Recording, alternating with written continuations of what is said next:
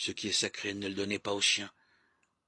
Vos perles, ne les jetez pas aux cochons, pour éviter qu'ils les piétinent.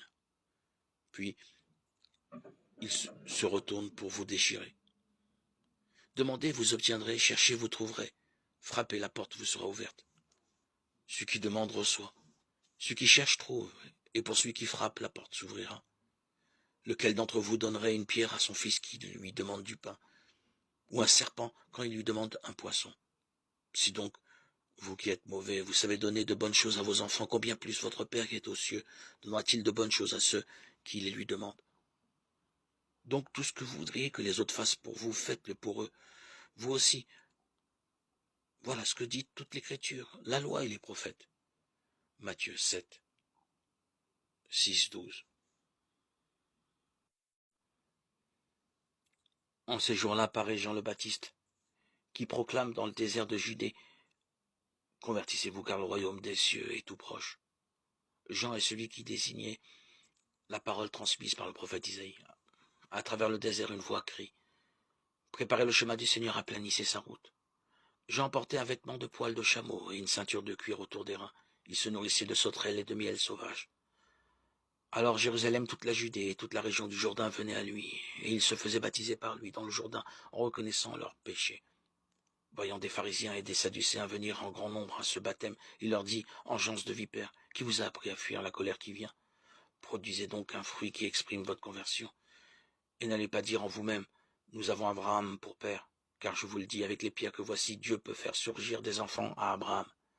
Déjà la cognée se trouve à la racine des arbres. Tout arbre qui ne produit pas de bons fruits va être coupé et jeté au feu.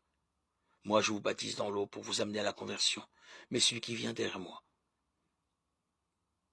est plus fort que moi, et je ne suis pas digne de lui retirer ses sandales. Lui vous baptisera dans l'Esprit Saint et dans le feu. Il tient la pelle avanée dans sa main. Il va nettoyer son aire, abattre le blé, et il amassera le grain dans son grenier. Quant à la paille, il la brûlera dans un feu qui ne s'éteint pas. Évangile de Jésus-Christ selon saint Matthieu 3, 1, 12.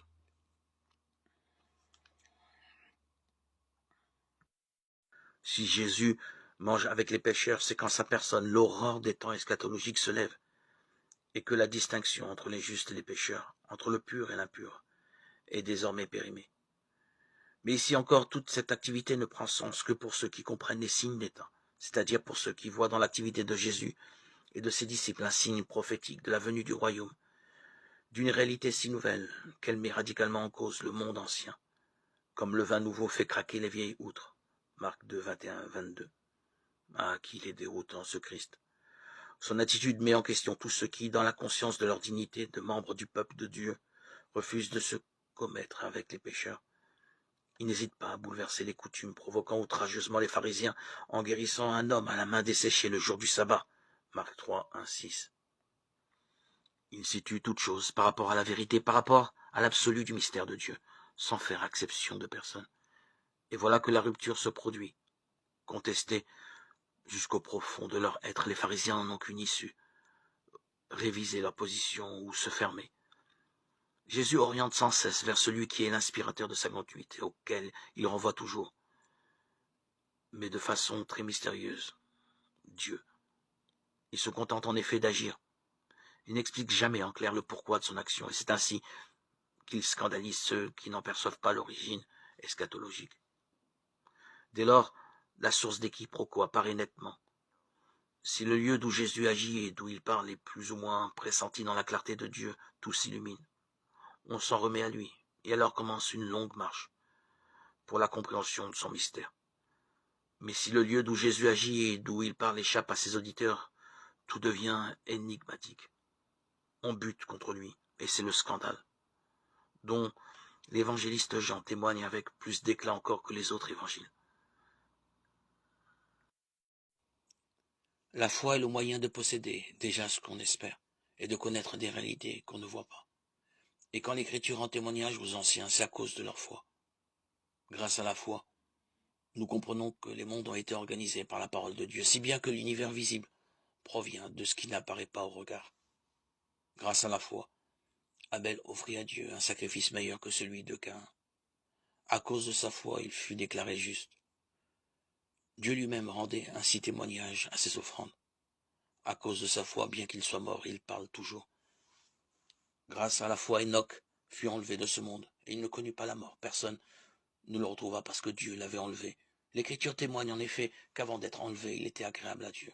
Or, sans la foi, c'est impossible d'être agréable à Dieu, car pour s'avancer vers lui, il faut croire qu'il existe et qu'il assure la récompense à ceux qui le cherchent.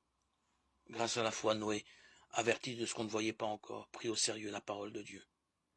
Il construisit une arche pour le salut de sa famille. Sa foi condamnait le monde, et il reçut de Dieu la justice qui s'obtient par la foi. Grâce à la foi, Abraham obéit à l'appel de Dieu. Il partit vers un pays qui devait lui être donné comme héritage. Et il partit sans savoir où il allait. Grâce à la foi, il vint séjourner comme étranger dans la terre promise. C'est dans un campement qu'il vivait, ainsi qu'Isaac et Jacob, héritiers de la même promesse que lui, car il attendait la cité, qui aurait de vraies fondations, celle dont Dieu lui-même est le bâtisseur et l'architecte. Grâce à la foi, Sarah, elle aussi, malgré son âge, fut rendue capable d'avoir une descendance, parce qu'elle avait pensé que Dieu serait fidèle à sa promesse. C'est pourquoi, d'un seul homme, déjà marqué par la mort, ont pu naître des hommes aussi nombreux que les étoiles dans le ciel et les grains de sable au bord de la mer que personne ne peut compter. C'est dans la foi qu'ils sont tous morts sans avoir connu la réalisation des promesses.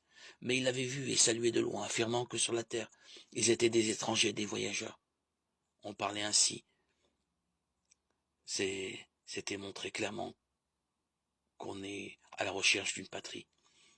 S'ils avaient pensé à celle qu'ils avaient quittée, ils auraient eu la possibilité d'y revenir. En fait, ils aspiraient à une patrie meilleure, celle des cieux, et Dieu n'a pas refusé d'être invoqué comme leur Dieu, puisque il leur a préparé une cité céleste.